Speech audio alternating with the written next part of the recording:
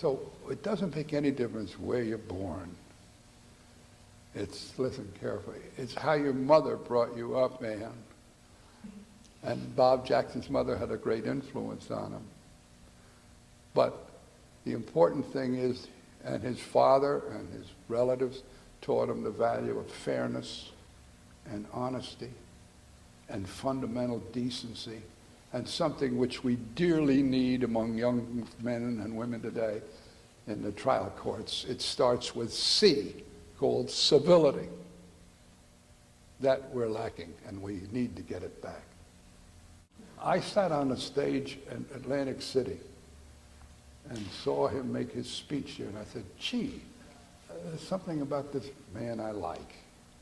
And I think a lot of people felt the same way. He was a real human being who was honest, who gave the impression that he was fair to both sides. By the way, he wasn't wishy-washy, but he was fair to both sides. And, well, let's see what the other side has to say first before we make up our mind kind of fellow. And I admired that. I admired that. I remember, Lorraine, we were talking with Jackson one day, and he said, it's too early to write my biography. Do you remember that? And he said, you got to wait till the life is over before you can really judge it. What I knew instantaneously at the time he said that, I don't know. I know I didn't agree with him.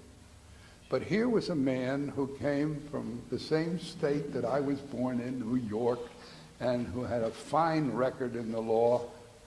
At that time, he'd already been at Nuremberg. And that was the first world trial of criminals who were committing crimes against humanity, against all of you. And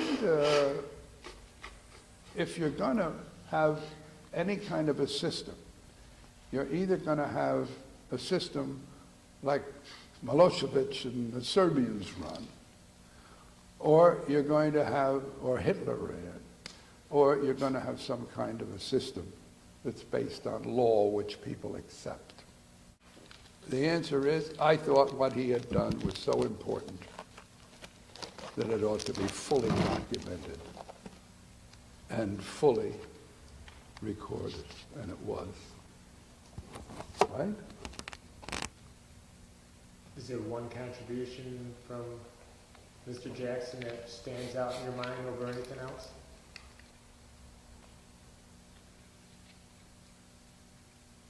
One contribution? I wouldn't want to divide his contributions up into relative importance. You know, it's not a grocery list.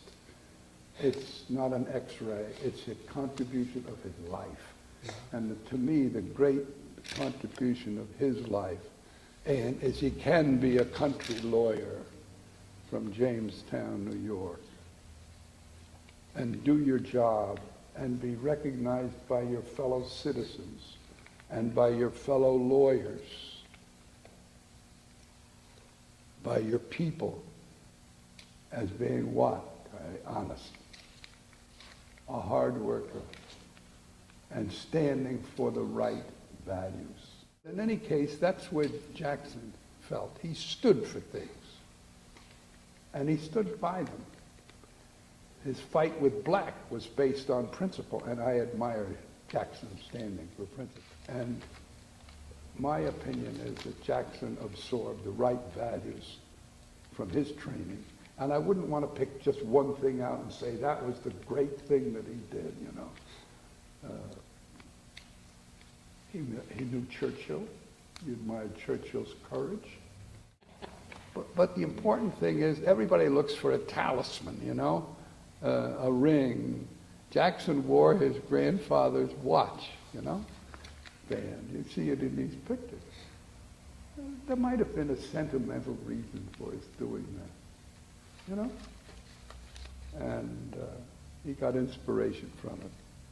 But I think it's important to realize that Jackson appeals to people not only who were GIs who were wounded in war, but who stood for something.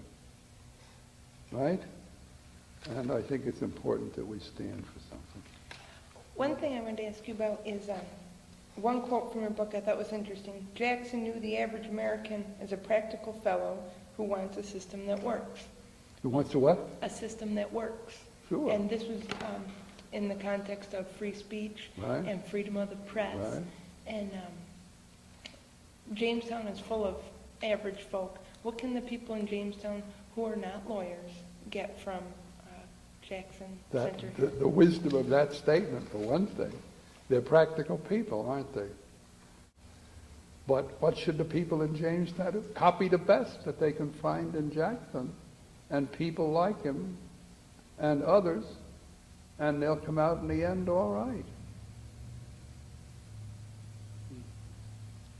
Mr. Gerhart, thank you very much.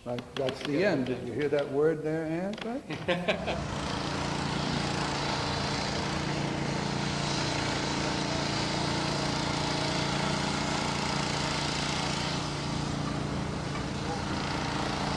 Final resting place. He's not buried here. It's in Maple Grove, which is where we were. Final resting Maple Grove Cemetery. Are there anybody from